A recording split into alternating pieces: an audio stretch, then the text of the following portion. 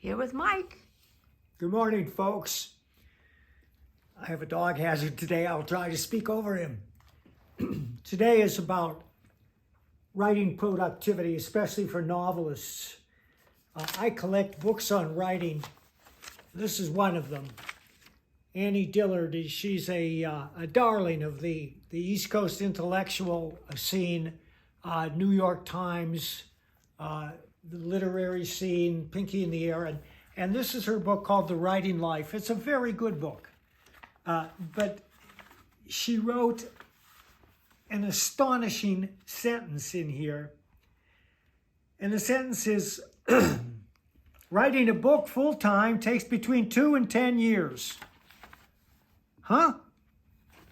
Well, it may take between 2 and 10 years for Annie Dillard, but for a lot of popular and wildly successful novelists, they write 5 to 6 novels a year. How do they do it? Discipline.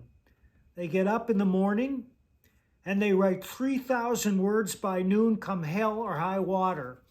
Well, a lot of people that want to become novelists struggle with getting a page or two down a day. How do they do it? Well, and the answer is, of course, that to learn how to write, you have to write. You write and write and write until finally you write your way to the top of the mountain. By that, I mean you understand what constitutes story, and many things constitute story. I can't go into them all here. It's like the Supreme Court Justice said about pornography. I can't describe it, but I know it when I see it.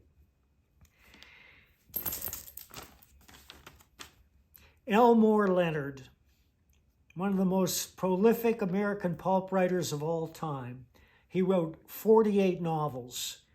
They include these books, which were turned into movies: Get Shorty, Valdez is Coming, Stick, Hombre, which is a classic starring Paul Newman, one of my favorite Westerns, 52 Pickup, Mr. Majestic.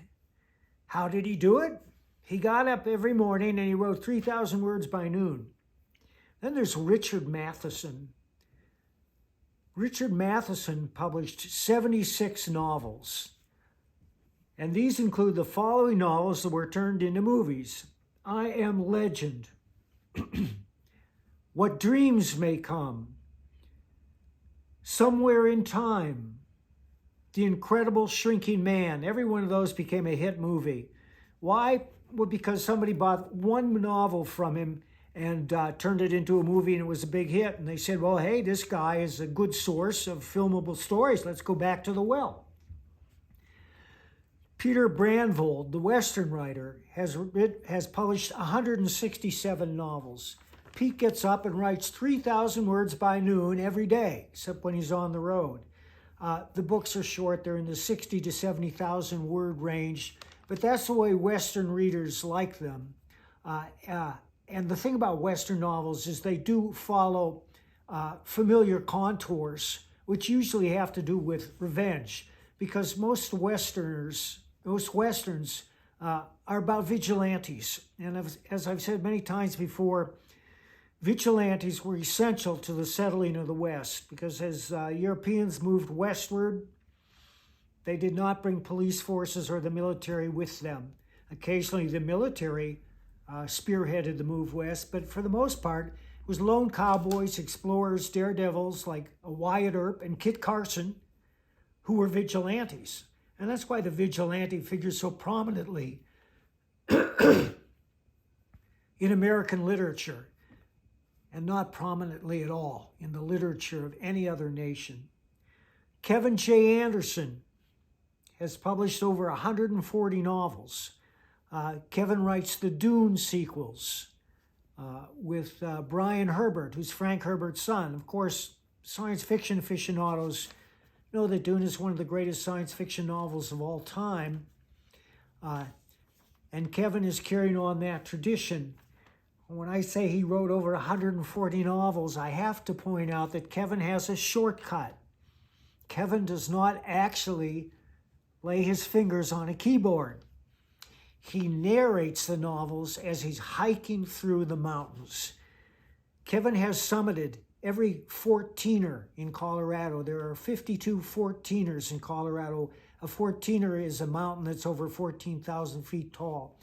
And then he hires a stenographer to transcribe what he's written, and then he edits what he's written, and he does it religiously. I wish that I had these guys' work ethic. I'd be more productive, but I am more productive because a writer named Blaine Pardo, who's a New York Times best-selling novelist, contacted me about 6 months ago and said, Mike, I think we should work together.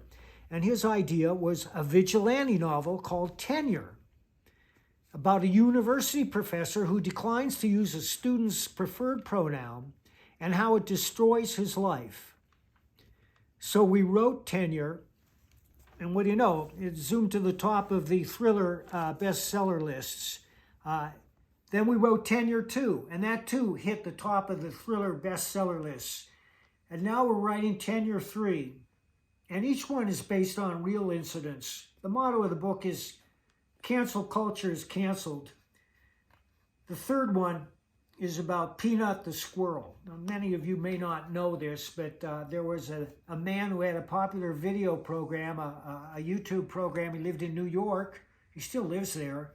And he adopted a squirrel, a baby squirrel he found in the street whose mother had been crushed by a car.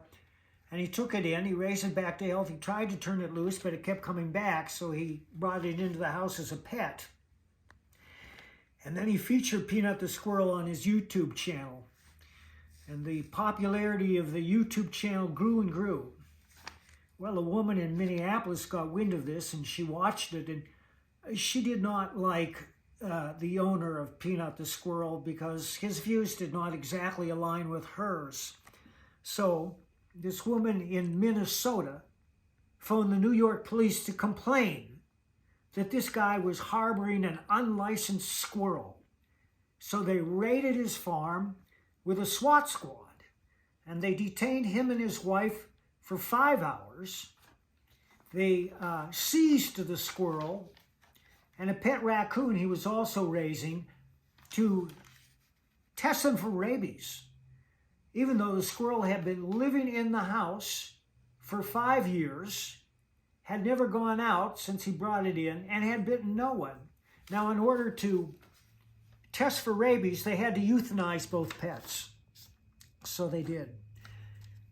And that's the basis of our third Tenure novel, and it's about the theme of the books. Thank you for watching. All right, thank you.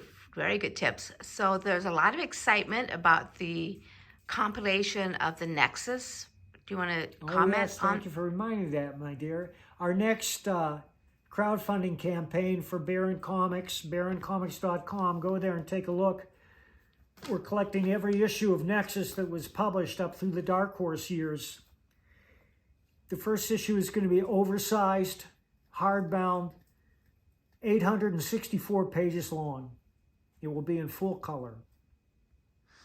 And do we know when this is going to start the crowdfunding or get published? Or it's possible we'll start the crowdfunding this month, certainly in May. Okay, and then how long after that it will actually be published in people's hot little hands? Well, if everything goes smoothly, we should begin fulfillment in August. Oh, wow. Just before the holidays, folks. Okay, stay tuned. Go to baroncomics.com.